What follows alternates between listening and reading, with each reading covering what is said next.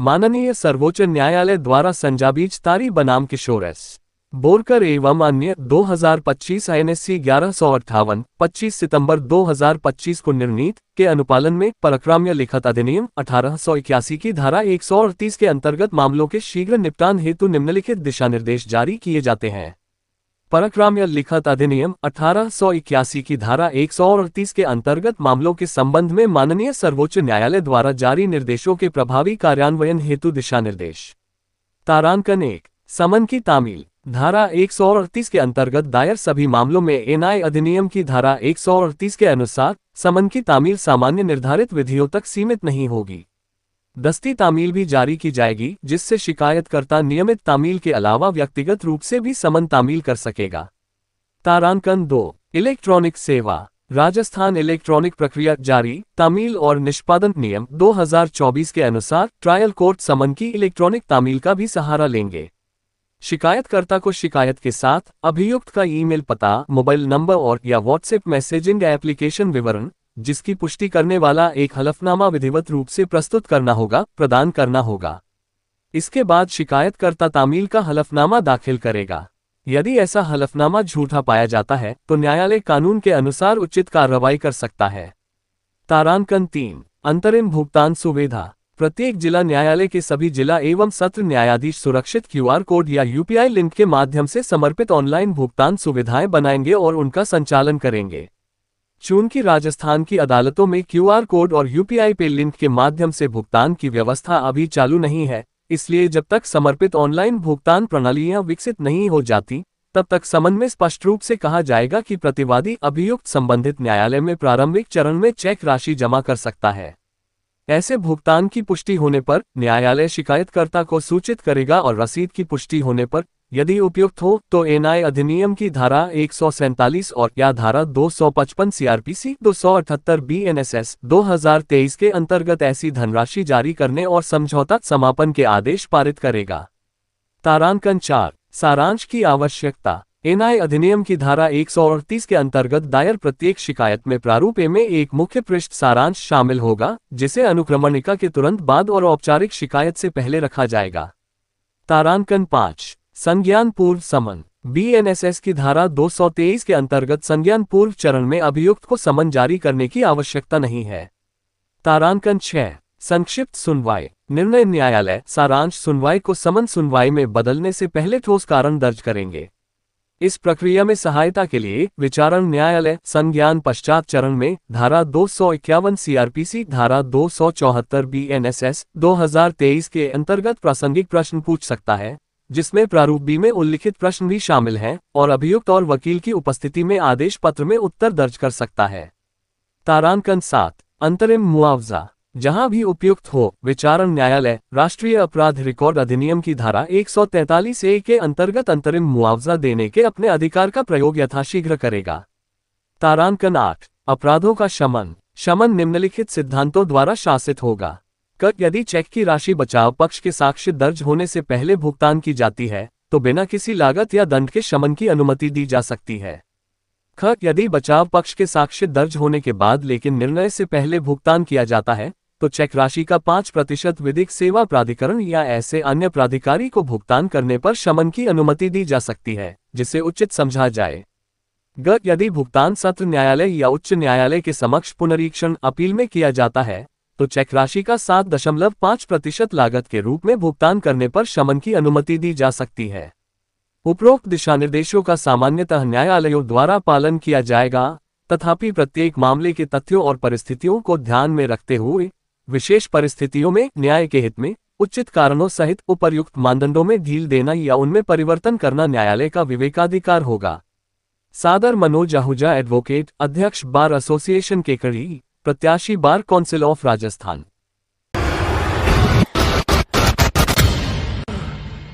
बिरसा मुंडा जयंती एवं जनजातीय गौरव दिवस के अवसर पर अखिल भारतीय विद्यार्थी परिषद ABVP भिनाय इकाई के तत्वावधान में राजकीय उच्च माध्यमिक विद्यालय भिनाय में एक गरिमामय कार्यक्रम उत्साहपूर्वक आयोजित किया गया।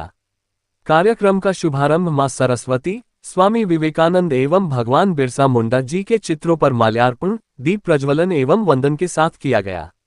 मंच संचालन चंद्रावती मैडम ने सुचारू रूप से किया। इस अवसर पर विद्यालय के प्रधानाचार्य महोदय ने विद्यार्थियों को संबोधित करते हुए भगवान बिरसा मुंडा जी के संघर्ष, जनजागरण, स्वाभिमान और राष्ट्रभक्ति से ओतप्रोत जीवन पर प्रकाश डाला तथा विद्यार्थियों से उनके आदर्शों से प्रेरणा लेने का आह्वान किया।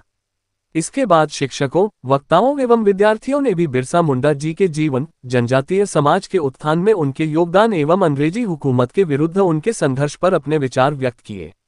कार्यक्रम में एबीवीपी के जिला संयोजक तिलक मेवाड़ा, भाग संयोजक महेंद्र जाट एवं नगर मंत्री अजय आचार्य ने कहा कि देश को स्वतंत्रता केवल बड़े आंदोलनों से ही नहीं, बल्कि उन जननायकों के बलिदान से भी मिली है जिन्होंने अपनी जमीन, संस्कृति और स्वाभिमान की रक्षा के लिए प्राणों की आहुति दे दी। एबीवीपी कार्यकर्ता अभिनव जोशी ने परिषद द्वारा शिक्षा व छात्र हित में किए जा रहे कार्यों एवं प्रतिभा सम्मान जैसे कार्यक्रमों की जानकारी दी। कार्यक्रम के अंतर्गत भाषण, कविता एवं चित्रकला प्रतियोगिताएं आयोजित की गईं, जिनमें विद्यार्थियों ने बढ़ चढ़कर भाग लिया। प्रतियोगिताओं में उत्कृष्ट प्रदर्शन करने वाले प्रथम, द्वितीय एवं तृतीय स्थान प्राप्त विद्यार्थियों को एबीवीपी भिनाय इकाई की ओर से प्रमाण पत्र एवं मेडल प्रदान कर सम्मानित किया गया। कार्यक्रम में विद्यालय के प्रधानाचार्य महोदय, वरिष्ठ कार्यकर्ता उषा मैडम, जिला संयोजक तिलक मेवाड़ा, भाग संयोजक महेंद्र जाट, नगर मंत्री अजय आचार्य, नगर सह मंत्री अक्षत जोशी, नगर सह मंत्री शुभम सोनी सहित ललित सैनी, कार्तिक मेवाड़ा, मुकेश बनगड़ा, शुभम जोशी, अभिनव जोशी एवं अन्य कार्यकर्ता एवं विद्यार्थी उपस्थित रहे। कार्यक्रम का समापन राष्ट्रगान के साथ हुआ। अखिल भारतीय विद्यार्थी परिषद की केकड़ी इकाई ने महान आदिवासी स्वतंत्रता सेनानी बिरसा मुंडा की जयंती के अवसर पर तुलसी के पौधे वितरित कर उन्हें श्रद्धांजलि दी। जिला संयोजक अभिलेख व्यास ने बताया कि बिरसा मुंडा को तुलसी के पौधे बहुत प्रिय थे। उन्होंने अंग्रेजी जमींदारी व्यवस्था के खिलाफ कड़ा संघर्ष किया तथा देश की आजादी के लिए अपने प्राणों की आहुति दी। नगर मंत्री प्रवीण सिंह के अनुसार परिषद के कार्यकर्ताओं ने उपखंड अधिकारी कार्यालय, राजकीय उच्च माध्यमिक विद्यालय, राजकीय बालिका उच्च माध्यमिक विद्यालय व शहर थाना पुलिस समेत विभिन्न प्रमुख स्थानों पर कुल 51 पौध वितरित किए। इस दौरान एबीवीपी के प्रांत सोशल मीडिया सह संयोजक ललित मेवाड़ा, कीर्तिवर्धन सिंह, खुशीराम प्रजापत सहित कई अन्य कार्यकर्ता मौजूद रहे।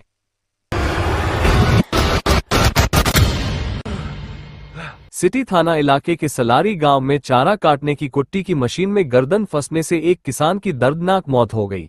सिटी थाना पुलिस ने मृतक के शव का पोस्टमार्टम कराकर शव परिजनों को सुपुर्द कर दिया है। सिटी पुलिस थाने में दी रिपोर्ट में सलारी निवासी रामराज कुमावत ने बताया कि उसका छोटा भाई लक्ष्मण पुत्र बद्री कुमावत शुक्रवार शाम को 7 बजे के करीब अपने घर से इंजन चलाने की बोलकर निकला था।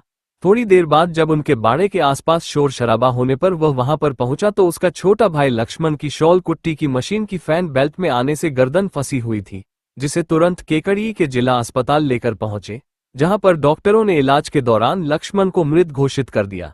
सूचना पर सिटी थाना पुलिस भी अस्पताल पहुंची और शनिवार को मृतक के शव का पोस्टमार्टम कराकर शव परिजनों को सुपुर्द कर दिया है। सिटी थाना पुलिस मामले की जांच कर रही है। फोटो कैप्शन 02 मृतक लक्ष्मण कुमावत।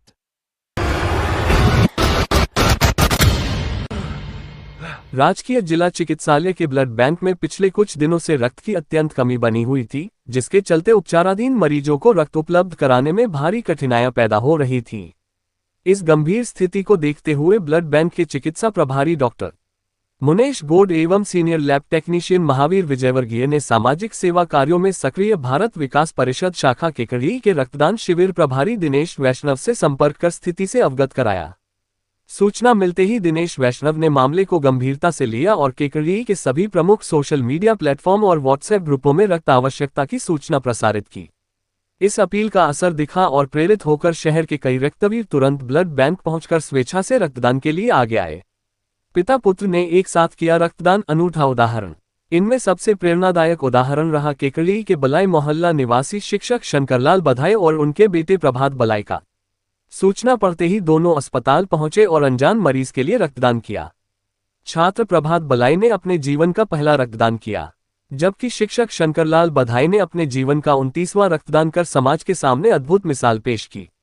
सूचना पढ़कर रक्तदान करने में सुरेश साहू, होमगार्ड आशीष नामा, कॉलेज छात्र Jayas Khatik, motor garage mechanic Upendra Lakshkar, छात्र कल्याण कॉलोनी रक्तवीरों की स्वेच्छा और तत्परता से कुल 6 यूनिट रक्त एकत्रित किया गया, जिससे कई मरीजों के जीवन बचाने में मदद मिलेगी।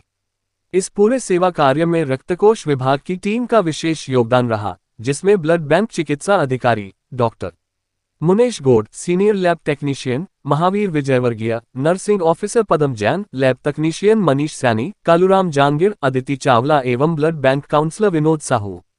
इन सभी के समन्वित प्रयासों से रक्त की कमी की समस्या काफी हद तक दूर हुई। ये सामाजिक सहयोग और मानवता का अद्भुत उदाहरण है, जो बताता है कि सही समय पर जागरूकता और जिम्मेदारी कितने जीवन बचा सकती है। केकड़िया के रक्तवीरों ने पुनः साबित किया है कि जरूरत पड़ने पर शहर के रक्तवीर हमेशा एकजुट होकर सेवा कार्यों में अग्रणी रहते हैं।